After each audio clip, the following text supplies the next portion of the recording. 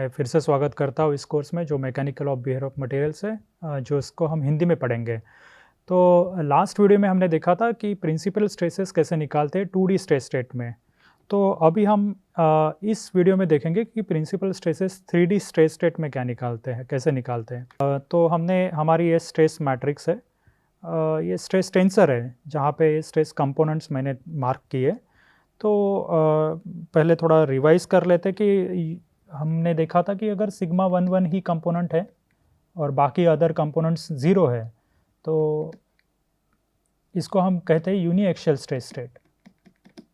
और हमारे पास sigma 1 equal to sigma 2 है और बाकी कंपोनेंट्स ज़ीरो है, तो इसको हम कहते हैं बाई एक्सियल स्ट्रेस स्टेट।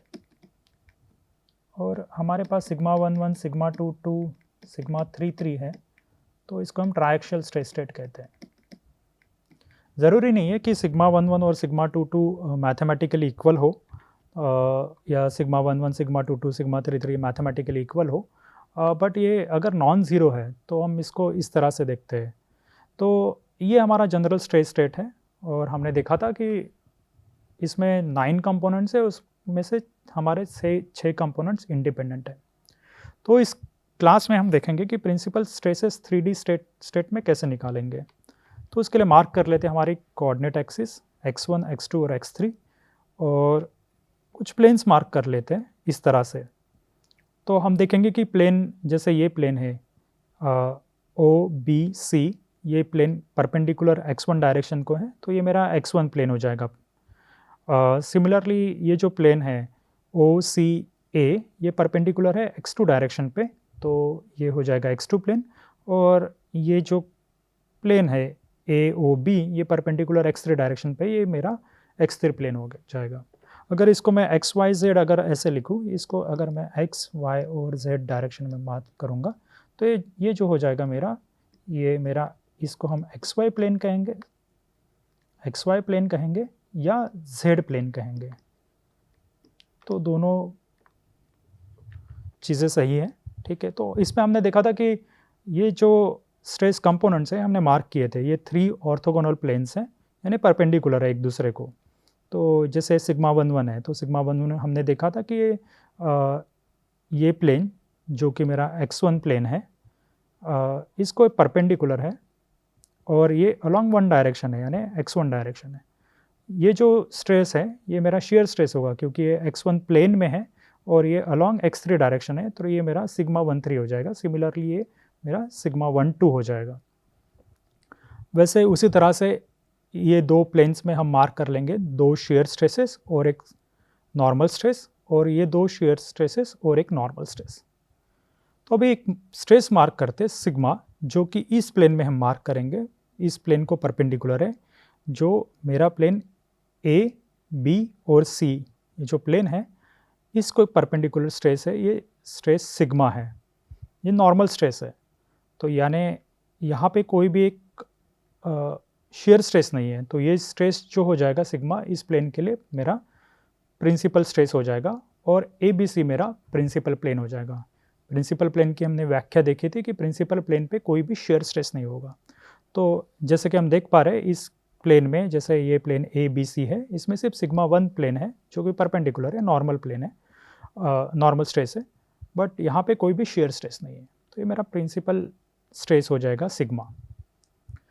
तो अगर हम देखेंगे, अगर ये स्ट्रेस इसको इक्विलिब्रियम में रख रहा है, स्टैटिक इक्विलिब्रियम में रख रहा है, तो ये कंडीशन सेटिस्फाई होनी चाहिए, यानी x1 प्लेन पे जो भी फोर्सेस का समेशन होगा वो ज़ीरो होना चाहिए, x2 प्लेन पे जो भी फोर्सेस का समेशन होगा वो ज़ीरो होना चाहिए, और x3 प्लेन पे फोर्सेस का समेशन होगा वो ज़ीरो होना चाहिए। अगर हम ये स्टैटिक इक्विलिब्रियम कंडीशन मान के चलते तो हम यहाँ पे प्रिंसिपल स्ट्रेस की वैल्यू निकाल सकते हैं। तो ये अप्रोच हमने 2D स्ट्रेस स्टेट में देखा था, ये समेशन ऑफ फोर्सेस हमने ज़ीरो किए थे और उससे हमने प्रिंसिपल स्ट्रेस निकाले थे। इसका डेरिवेशन हमने जॉर्ज एडिटर में दिया है, तो हम इस डेरिवेशन यहाँ पे हम ये डेरिवेशन नहीं देखेंगे। हम यहाँ पे एक दूसरा अप्रोच इस्तेमाल करेंगे जो हमने लास्ट क्लास में भी अप्लाई किया था, जैसे मैट्रिक्स इक्वेशन को अप्लाई करके। तो हमने ये देखा था कि अगर मेरे पास एक कोई स्ट्रेस मैट्रिक्स है A और उसके आइगन वैल्यूज़ है, ये जो लैम्बडा है वो आइगन वैल्यूज़ है इस स्ट्रेस मैट्रिक्स के। तो ये आइगन वैल्यूज़ जो होगी वो मेरे प्रिंसिपल स्ट्रेसेस देगी। तो हमने एक मैट्रिक्स इक्वेशन लिखा था और ये जो V है ये आइगन वेक्टर है। ये V जो है वो दिखाएगा कि को प्रिंसिपल प्लेन्स कहाँ पे है। तो उसका लोकेशन ये फाइंड आउट करने के लिए हमें आइगन वेक्टर्स की ज़रूरत होती है। तो अभी हम यहाँ पे प्रिंसिपल स्ट्रेसेस निकालने हैं, तो हम यहाँ पे हम इसकी आइगन वैल्यूज़ निकालेंगे। तो ये डिटर्मिनेंट हम सॉल्व करेंगे, a minus lambda equal to 0, और अगर हम इसको लिखेंगे a माइनस लैम्बडा आई को, तो हम इस तरह से कुछ लिख पाएंगे। आई मेरा आइडेंटिटी मैट्रिक्स है, तो हमें ये इक्वेशन मिल जाएगा। और हमने देखा था कि यहाँ पे ये जो स्ट्रेस टेंसर है, ये यहाँ पे ये जो ऑफ डायगोनल कंपोनेंट्स है इक्वल होते हैं। तो जैसे sigma 1 2 is equal to sigma 2 1 और sigma 1 3 is equal to sigma 3 1, क्योंकि ये मैट्रिक्स सिमेट्रिक है। तो यहाँ पे ये हमने लिखा है, और इसको हम अगर सॉल्व करेंगे तो हमें कुछ इस तरह से इक्वेशन मिलेगी। कुछ इस तरह से हमें एक इक्वेशन मिलेगी जहाँ पे मुझे मिलेगा लैम्बडा क्यूब एक term into lambda square. Now ये एक टर्म है इंटू लैम्बडा, और ये एक टर्म है बड़ी वाली इक्वल टू 0।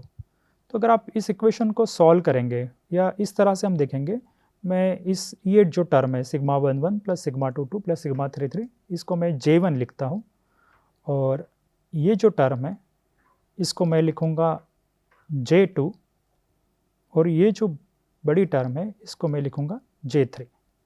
अगर इस इक्वेशन को मैं इस तरह से लिखूँ J1 J2 और J3 के फॉर्म में, तो मुझे ये क्यूबिक इक्वेशन इस तरह से मैं लिख पाऊँगा, lambda cube minus J1 into lambda square plus J2 into lambda minus J3 equal to 0। ये मेरा क्यूबिक इक्वेशन हो गया। इसको लिख लेते हैं हम, ये क्यूबिक इक्वेशन हो गया। तो इसको अगर हम सॉल्व करेंगे, इक्वेशन को सॉल्व करेंगे, तो हमें लैम्बडा के 3 वैल्यूज़ मिलनी चाहिए, क्योंकि ये क्यूबिक इक्वेशन है तो इसके 3 रूट्स होने चाहिए। तो ये जो 3 रूट्स है ये हमें ये आइगन वैल्यूज़ होगी, और ये जो आइगन वैल्यूज़ है ये प्रिंसिपल स्ट्रेसेस की वैल्यूज़ होगी। तो यहाँ पे हमें 3 आइगन वैल्यूज़ मिलेगी, लैम्बडा 1 लैम्बडा 2 लैम्बडा 3, और फिर ये आइगन वैल्यूज़ यूनिक होनी चाहिए एक किसी भी गिवन स्टेट ऑफ स्ट्रेस के लिए। जो हमारा स्टेट ऑफ स्ट्रेस क्या था, यहाँ पे स्टेट ऑफ स्ट्रेस हमारा A था जो हमने देखा था। जो स्टेट ऑफ स्ट्रेस ये सिग्मा 1 1 सिग्मा 2 2 सिग्मा 3 3, ये हमारा स्टेट ऑफ स्ट्रेस था।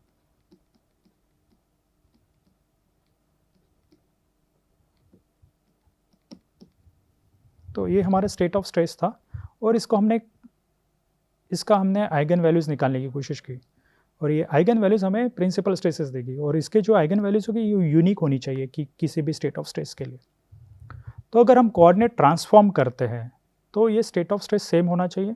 अगर स्टेट ऑफ स्ट्रेस सेम होना चाहिए तो ये आइगन वैल्यूज़ जो है लैम्बडा 1 लैम्बडा 2 और लैम्बडा 3 चेंज नहीं होनी चाहिए। यानी इसका मतलब ये है कि अगर मैं इसको ट्रांसफॉर्म करता हूँ, ट्रांसफॉर्म यानी मैंने रोटेशन कर दिया कोई भी, या मैंने कोऑर्डिनेट एक्सिस चेंज कर ली, यहाँ पे मैंने x1 x2 x3 ऐसे कर लिया था।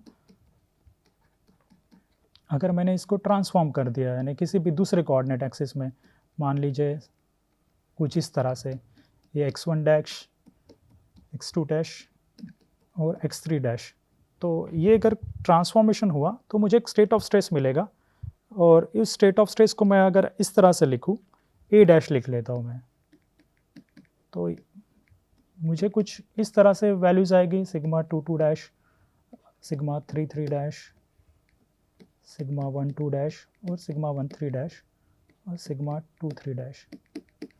और इसका अगर मैं आइगन वैल्यूज़ निकालने की कोशिश करूँगा, जैसे A डैश माइनस लैम्बडा आई, अगर ये सॉल्व करूँगा 0, तो मुझे जो इक्वेशन मिलेगा वो यही इक्वेशन होना चाहिए, वो इक्वेशन चेंज नहीं होना चाहिए। तो अगर ये इक्वेशन चेंज नहीं होगा तो इसका मतलब ये जो वैल्यूज़ है J1, J2 और J3 ये कांस्टेंट होनी चाहिए किसी भी स्टेट ऑफ स्ट्रेस के लिए। अगर मैं यहाँ से इक्वेशन निकालूँ और यहाँ से एक इक्वेशन निकालो तो ये दोनों सेम है, इसका मतलब ये जो J1 J2 J3 है इनकी वैल्यूज सेम होनी चाहिए। इसका मतलब क्या हुआ, ये जो वैल्यूज़ है ये इनवेरिएंट है, यानी ये बदलेगी नहीं किसी भी स्टेट ऑफ स्ट्रेस के लिए। तो ये 3 इनवेरिएंट्स मिले हमें।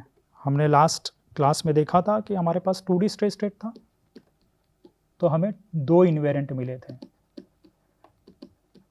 अभी हमारे पास 3D स्ट्रेस स्टेट है, तो हमें 3 इनवेरिएंट मिलेंगे। ये हमने लास्ट क्लास में भी मेंशन किया था। तो हमारे पास ये 3 इनवेरिएंट्स है। 3 इनवेरिएंट्स मतलब ये जो वैल्यूज़ है ये चेंज नहीं होगी किसी भी स्टेट ऑफ स्ट्रेस में।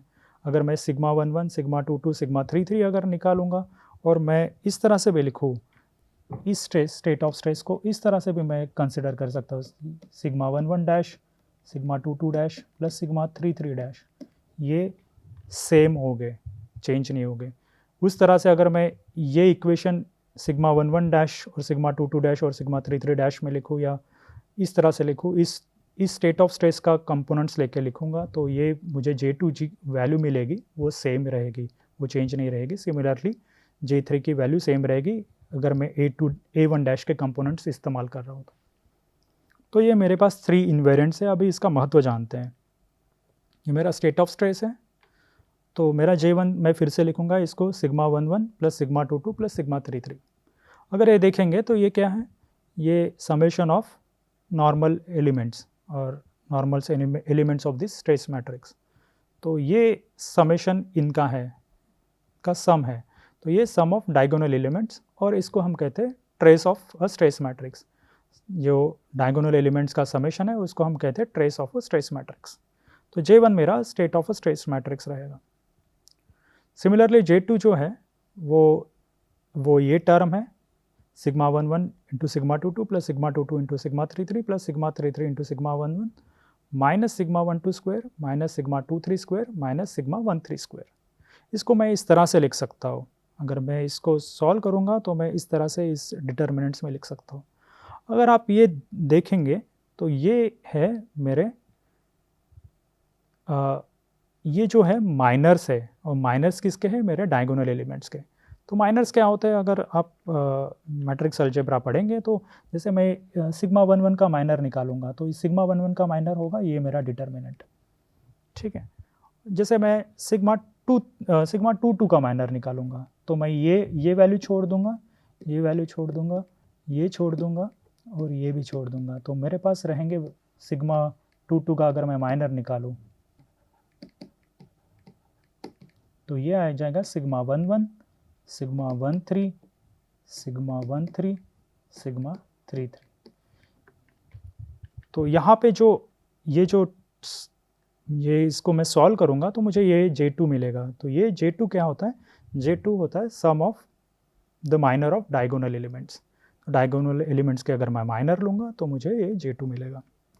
सिमिलरली J3, अगर हम देखेंगे तो ये J3 ये जो स्ट्रेस मैट्रिक्स है इसका डिटर्मिनेंट होगा।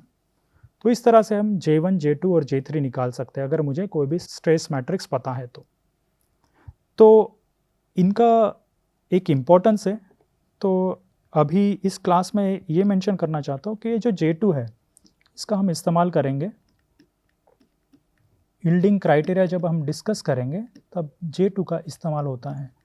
तो ये बस अभी के लिए आप याद रखें कि J2 जो इन्वेरिएंट है इसका हम इस्तेमाल आगे जाके करने वाले हैं। तो अभी ये जो इक्वेशन आया था मेरे पास, एक क्यूबिक इक्वेशन आया था, इसके रूट्स जो होंगे वो आइगन वैल्यूज हो गए और जो आइगन वैल्यूज है वो हमारे प्रिंसिपल स्ट्रेसेस है। तो मान लीजिए कि इस इक्वेशन को हम नॉर्मल वे से भी सॉल्व कर सकते हैं, यानी ये क्यूबिक इक्वेशन है हमारे पास तो इसको नॉर्मल वे से इसके रूट्स निकाल सकते हैं।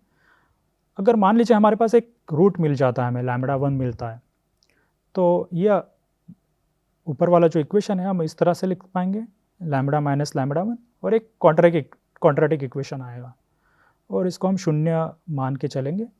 तो अगर इसका हम सॉल्यूशन निकालने की कोशिश करेंगे, एक जनरल सॉल्यूशन हम ये क्यूबिक इक्वेशन का निकालेंगे इससे, तो हम एक काम कर सकते हैं कि एक लैम्बडा की जगह हम t + 1/3 J1 ये वैल्यू रख के देख सकते हैं, ठीक है। तो ये वैल्यू रखने के बाद हमें ये लैम्बडा की जगह हमने ये वैल्यू रख ली, तो हमें ये एक इक्वेशन मिल जाएगा J1, J2 और J3 के फॉर्म में। तो अगर हम इसको देखेंगे, इस इक्वेशन को देखेंगे, तो ये एक डिप्रेस्ड क्यूबिक है, यानी डिप्रेस्ड क्यूबिक यानी यहाँ पे कोई भी स्क्वायर टर्म नहीं है। स्क्वायर टर्म नहीं है ना, इसका मतलब यहाँ पे देखिए, यहाँ पे टी क्यूब है और एक टी है, और ये जो चीज़ें हैं, ये जो दो टर्म्स है, ये टर्म्स कांस्टेंट है। क्योंकि ये कांस्टेंट इसलिए है क्योंकि हमने बोला था कि J1, J2 और J3 ये इनवेरिएंट्स है। अगर ये इनवेरिएंट्स है तो इनसे भी जो भी टर्म्स हम तैयार करने वाले J1, J2, J3 के कॉम्बिनेशन से, वो सारी टर्म्स कांस्टेंट ही होनी चाहिए। जैसे J2 माइनस 1/3 J1 स्क्वायर, यहाँ पे J1 और J2 है, यहाँ पे मेरे पास J1, J2 और J3 तीनों है, तो ये जो टर्म्स है ये कांस्टेंट हो गई। और ये जो फॉर्म है ये मेरे पास डिप्रेस्ड क्यूबिक फॉर्म है, तो मैं इसको इस तरह से लिखूँगा। ये जो टर्म है उसको मैं P मान के चल रहा हूँ, और ये जो टर्म है इसको मैं Q मान के चल रहा हूँ। तो मेरे पास ये इक्वेशन आ जाएगा T cube plus PT plus Q equal to 0। तो इसके अगर रूट्स निकालेंगे तो इसका ये सॉल्यूशन अवेलेबल है। तो ये जो इक्वेशन के रूट्स है, ये TK इज इक्वल टू ये टर्म आ जाएगा जो P और Q के फॉर्म में है। अगर हम देखेंगे कि यहाँ पे K वैल्यू है, ये 3 रूट्स आ जाएंगे। K की वैल्यू शुरू होती है 0, 1 और 2, ये ध्यान रखने वाली बात है। तो यहाँ पे जैसे मैं T0, T1 और T2, ये जो वैल्यूज़ आएंगी T0, T1 और T2, और मुझे पता है लैम्बडा, इससे मैं लैम्बडा निकाल पाऊँगा, क्योंकि यहाँ पे मैं लैम्बडा अगर रखूँगा तो मेरे पास आ जाएगी वैल्यूज़ लैम्बडा 0, लैम्बडा 1 और लैम्बडा 2, क्योंकि हमने लैम्बडा को इस तरह से लिखा है। तो ये वैल्यू अगर मैं पुट करूँगा यहाँ पे अलग अलग T0, T1 और T2 की वैल्यू, तो मुझे लैम्बडा 0, लैम्बडा 1, लैम्बडा 2, ये मेरे पास 3 आइगन वैल्यूज़ आ जाएंगी, और ये जो आइगन वैल्यूज़ है ये मेरी प्रिंसिपल स्ट्रेसेस है। तो अगर ये रियल वैल्यूज़ मिलनी है या रियल रूट्स मिलने हैं, तो ये कंडीशन सेटिस्फाई होनी चाहिए, जो कि है 4p cube plus 27q square should be less than 0, यानी 0 से कम होनी चाहिए। तो हमारे पास ये आइगन वैल्यूज़ आ जाएगी, और eigen values he nothing but हमारे प्रिंसिपल स्ट्रेसेस है। तो एक सॉल्व्ड एग्जांपल मैं शेयर करूंगा आपके साथ, जो कि आपका एक असाइनमेंट होगा एक एक्सेल शीट के फॉर्म में। ये हम एक 3D स्टेट लेंगे और उसके रूट्स निकालने की कोशिश करेंगे इस अप्रोच से। तो अभी देखते हैं कि हमारे पास अगर प्रिंसिपल स्ट्रेसेस आ गए, जो कि लैम्बडा 1, लैम्बडा 2, लैम्बडा 3, जो हमारे प्रिंसिपल स्ट्रेसेस की वैल्यूज़ को दर्शाते हैं, तो इसमें से हमने देखा था कि major principal plane, minor principal plane, जो कि डिपेंड थी सिग्मा 1, सिग्मा 2 और सिग्मा 3 की वैल्यूज़ पे। तो बाय कन्वेंशन हम ये मान के चलते, अगर सिग्मा 1 बड़ा है तो सिग्मा 1 यानी अरिथमेटिकली वो बड़ा होना चाहिए सिग्मा 2 से, और सिग्मा 2 अरिथमेटिकली बड़ा होना चाहिए सिग्मा 3 से। तो sigma 1 is algebraically greatest principal stress, और sigma 3 algebraically smallest principal stress. तो हमने देखा था कि major principal plane, minor principal plane, तो यहाँ पे 3D स्टेट में ये हो जाएगा मेरा मेजर प्रिंसिपल प्लेन, और ये हो जाएगा माइनर प्रिंसिपल प्लेन। तो अब एक 2D स्टेट देखते हैं कि हम इसको कैसे लिख सकते हैं। तो मान लीजिए मेरे पास एक 2D स्टेट है, यहाँ पे 2D स्टेट यानी मेरे पास सिग्मा 1 या सिग्मा 2 और एक थर्ड डायरेक्शन में जो स्ट्रेस होगा वो 0 है, यहाँ पे वो 0 है। तो पहले अभी इनके तो हम साइंस असाइन कर लेते हैं, क्योंकि ये नॉर्मल स्ट्रेसेस है सारे, इन 3 केस में ये सारे स्ट्रेसेस जो है नॉर्मल स्ट्रेसेस है। नॉर्मल यानी परपेंडिकुलर टू ये प्लेन है, इसको परपेंडिकुलर है। तो ये मान लेते हैं ये हमारा पॉजिटिव स्ट्रेस है क्योंकि ये टेंसाइल स्ट्रेस है, ये भी हमारा पॉजिटिव स्ट्रेस हो जाएगा क्योंकि ये टेंसाइल स्ट्रेस है, ये हमारा पॉजिटिव स्ट्रेस है क्योंकि ये टेंसाइल स्ट्रेस है, ये नेगेटिव स्ट्रेस है क्योंकि ये कॉम्प्रेसिव स्ट्रेस है, ये नेगेटिव स्ट्रेस हो जाएगा, और ये भी निगेटिव स्ट्रेस हो जाएगा क्योंकि दोनों कॉम्प्रेसिव स्ट्रेस है। तो यहाँ पे सिग्मा वन सिग्मा वन होगा मेरा 80 MPa और ये जो हो जाएगा मेरा सिग्मा टू, क्योंकि 80 MPa ये अरिथमेटिकली बड़ी है 50 से। यहाँ पे भी ये सिग्मा वन हो जाएगा और ये सिग्मा टू हो जाएगा। और पर यहाँ पे आप देखिएगा कि 80 निगेटिव है तो ये अरिथमेटिकली स्मॉल है, तो यहाँ पे सिग्मा वन मेरा 50 होगा और सिग्मा टू हो जाएगा 80 MPa। तो सिमिलर अप्रोच हम 3D स्ट्रेस स्टेट के लिए लेते हैं। जैसे मान लेते हैं मेरे पास 150, 100 और -200 है। तो यहाँ पे हम देखेंगे कि अरिथमेटिकली सबसे बड़ा मेरे पास 150 है, तो ये सिग्मा वन हो जाएगा, और अरिथमेटिकली सबसे छोटा -200 है, तो ये सिग्मा थ्री हो जाएगा, और ये मेरा हो जाएगा सिग्मा टू। तो यही अप्रोच हम यहाँ पे फॉलो करेंगे जैसे प्रिंसिपल स्ट्रेसेस को कन्वेंशन के साथ एक्सप्रेस करने के लिए। तो अभी हम देखते हैं कि इसको, ये जो प्रिंसिपल स्ट्रेसेस है इनको ज्योमेट्रिकली कैसे रिप्रेजेंट करते हैं। तो हमने देखा था कि 2D स्ट्रेस स्टेट में हमने स्ट्रेसेस को रिप्रेजेंट किया था ज्योमेट्रिकली मोर्स सर्कल से। तो 3D स्ट्रेस स्टेट में भी हम देखते हैं कि मोर्स सर्कल पे जो 3D स्ट्रेस स्टेट है कैसे रिप्रेजेंट करते हैं। तो मान लेते हैं हमारे पास एक स्ट्रेस क्यूब है जिस पे हमारे पास डिफरेंट स्ट्रेसेस लग रहे हैं डिफरेंट प्लेन्स पे। तो ये सारे स्ट्रेसेस यहाँ पे नॉर्मल स्ट्रेसेस दिए हैं। तो मान लेते हैं हम अपने पहले कोऑर्डिनेट एक्सिस मार्क कर लेते हैं x1, x2, x3। तो मैंने कहा था ये इसको हम x प्लेन भी कह सकते, x डायरेक्शन भी कह सकते हैं, y डायरेक्शन भी कह सकते हैं और z डायरेक्शन भी कह सकते हैं। तो यहाँ पे मेरे पास 3 वैल्यूज़ आ जाएगी, जैसे सिग्मा वन 100 MPa हो जाएगा, सिग्मा टू हो जाएगा 50 MPa और सिग्मा थ्री है मेरा 20 MPa। तो अगर हमें इसको मोर सर्कल पे रिप्रेजेंट करना है तो यहाँ पे हमें पता है कि हम सर्कल को रिप्रेजेंट करते हैं इस एक्सिस पे हम लिखते हैं नॉर्मल स्ट्रेस और इस एक्सिस पे हम मार्क करते हैं शेयर स्ट्रेस।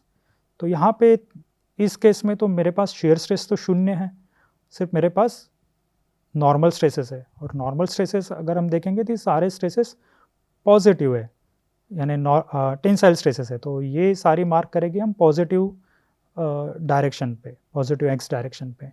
तो मार्क करते तीनों स्ट्रेस, तो ये मेरा हो जाएगा सिग्मा वन, ये हो जाएगा मेरा सिग्मा टू और ये हो जाएगा सिग्मा थ्री। तो हमने देखा था कि मोर सर्कल पे जब हम मार्क करते हैं स्ट्रेस तो जो लेंथ होती है ये हमारे स्ट्रेस के बराबर होती है। तो इसको जब मार्क करेंगे sigma one, sigma two, sigma three, तो अभी हम मोर सर्कल निकालेंगे। तो मोर सर्कल कैसे निकालते? तो मोर सर्कल पहले हम निकालेंगे सिग्मा वन और सिग्मा टू के बीच में। तो सिग्मा वन और सिग्मा टू के बीच में अगर मोर सर्कल निकालना है तो मुझे इसकी रेडियस पता होनी चाहिए। तो रेडियस होगी, या सिग्मा टू और सिग्मा थ्री के बीच में निकालेंगे तो इस तरह से सर्कल आएगा। तो पहले देख लेते हैं कि रेडियस कैसे निकालते हैं। तो हमें रेडियस पता है कि रेडियस होगी यहाँ पे सिग्मा वन और सिग्मा टू के बीच में। इसको मैं R1 मार्क कर रहा हूँ, sigma one minus sigma two upon two. पर हमें रेडियस भी पता है, पर इसका सेंटर भी हमें पता होना चाहिए। तो हमारे पास इसका सेंटर होगा H1, इसको मैं कह रहा हूँ, ये आएगा sigma one plus sigma two upon two. ये हमने देखा था कि रेडियस और सेंटर कैसे निकालते हैं 2D स्ट्रेस स्टेट के लिए। सिमिलर अप्रोच हम यहाँ पे अप्लाई करेंगे। तो हम पहले सिग्मा वन और सिग्मा टू कंसिडर कर रहे हैं। तो ये मेरे पास एक सर्कल हो गया, उसका रेडियस ये हो जाएगा sigma one minus sigma two upon two, और सेंटर हो जाएगा इसका sigma one plus sigma two upon two. Similarly हम बाकी चीज़ें भी मार्क कर लेते हैं, जैसे रेडियस 2 अगर मुझे मार्क करना है तो ये मैं मार्क कर रहा हूँ सिग्मा टू और सिग्मा थ्री के बीच में। तो ये रेडियस इसकी आ जाएगी sigma two minus sigma three upon two, और इसका सेंटर आ जाएगा, ये जो येलो सर्कल है इसका सेंटर आएगा sigma two plus sigma three upon two. Similarly अगर हम सिग्मा वन और सिग्मा थ्री के बीच में मार्क करेंगे सर्कल तो वो इस तरह से आएगा, ये ब्लू सर्कल आएगा। तो इसका रेडियस होगा R3, और इस R3 को हम मार्क करेंगे sigma one minus sigma three upon two, और इसका सेंटर आएगा H3 जो sigma one plus sigma three upon two. तो इस तरह से हम 3 सर्कल्स मार्क कर सकते हैं। जो ग्रीन सर्कल है सिग्मा 1 और सिग्मा 2 के बीच में है, जो येलो सर्कल है सिग्मा 2 और सिग्मा 3 के बीच में है, और जो ब्लू सर्कल है यहाँ पे वो सिग्मा 1 और सिग्मा 3 के बीच में है। तो ये क्या दर्शाता है, जैसे मैं सिग्मा 1 और सिग्मा 2 के बीच में जो ग्रीन सर्कल है ये मेरा रिप्रेजेंट करेगा कोई भी स्ट्रेस एक्स वाई प्लेन पे। तो एक्स वाई प्लेन कहाँ पे, यहाँ पे। तो एक्स वाई प्लेन मेरा ये है, ये मेरा एक्स वाई प्लेन है x1 और x2 के बीच में। तो ये मेरा xy प्लेन होगा। यहाँ पे जो भी स्ट्रेस होगा तो वो ग्रीन सर्कल पे मार्क किया जाएगा या मार्क्ड होगा। सिमिलरली ये जो स्ट्रेस यहाँ पे जो स्ट्रेस होगा सिग्मा 2 और सिग्मा 3, ये मेरा YZ प्लेन होगा। YZ प्लेन है ना, ये प्लेन होगा x2 और x3 के बीच वाला। तो जो भी स्टेट ऑफ स्ट्रेस होगा इस प्लेन में वो ये येलो सर्कल पे मार्क होगा। सिमिलरली जो भी ब्लू सर्कल पे है वो मेरा XZ प्लेन का जो भी स्ट्रेस होगा वो इस सर्कल पे मार्क किया जाएगा। तो अभी हम निकालेंगे कि मैक्सिमम शेयर क्या होगा। जैसे हम अगर इस प्लेन की बात करें XY प्लेन की सिग्मा 1 और सिग्मा 2 के बीच में, तो मैक्सिमम शेयर मेरा मुझे पता है कि ये equal to radius of circle होगा। तो ये जो होगा रेडियस ऑफ सर्कल होगा।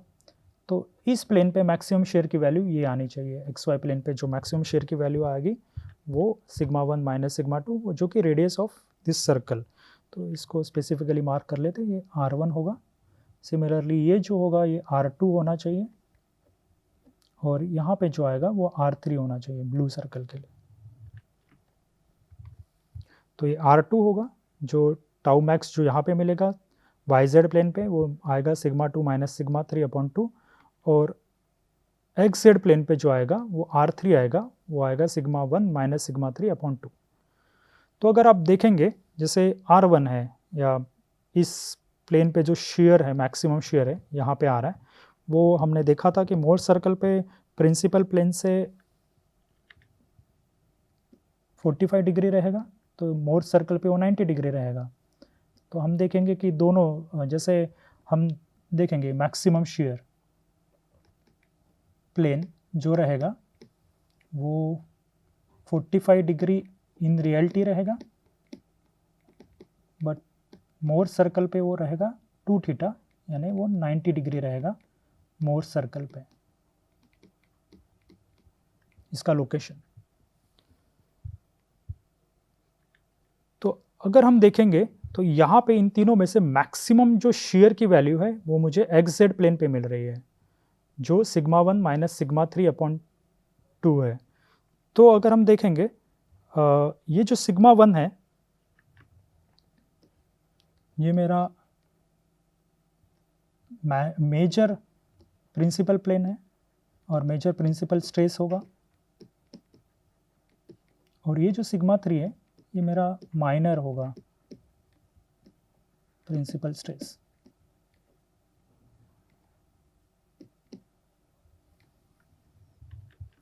तो ये मेरे पास दो मेजर और माइनर प्रिंसिपल स्ट्रेसेस आएंगे, और इनका जो डिफरेंस होगा वही मुझे मैक्सिमम शेयर की वैल्यू देगा। तो ये जो वैल्यू है वो बहुत इंपॉर्टेंट है, हम इसको भी देखेंगे अगली क्लासेस में, जिसका महत्व हम देखेंगे कि शेयरिंग में क्या होता है, शेयरिंग में एज वेल एज यील्डिंग में इसका क्या इंपॉर्टेंस है। तो ये हम अगले कुछ क्लासेस में देखेंगे। तो हमने यहाँ पे देखा कि एक स्टेट ऑफ स्ट्रेस अगर हमारे पास है 3D स्टेट है, उससे हमने आइगन वैल्यूज़ कैसे निकालनी है। आइगन वैल्यूज़ जो है वो प्रिंसिपल स्ट्रेसेस की वैल्यूज़ हमें देगी। जो प्रिंसिपल स्ट्रेसेस है हम उसको ज्योमेट्रिकली कहाँ पे रिप्रेजेंट करेंगे, मोर सर्कल से, ये हमने यहाँ पे देखा, और मोर सर्कल से हमने मैक्सिमम शेयर स्ट्रेसेस की वैल्यूज़ निकालने की कोशिश की। तो अभी हम यहाँ रुकते हैं, अगली क्लास में हम देखेंगे कि एक जनरल वे से स्ट्रेस को कैसे ट्रांसफॉर्म किया जाएगा। धन्यवाद।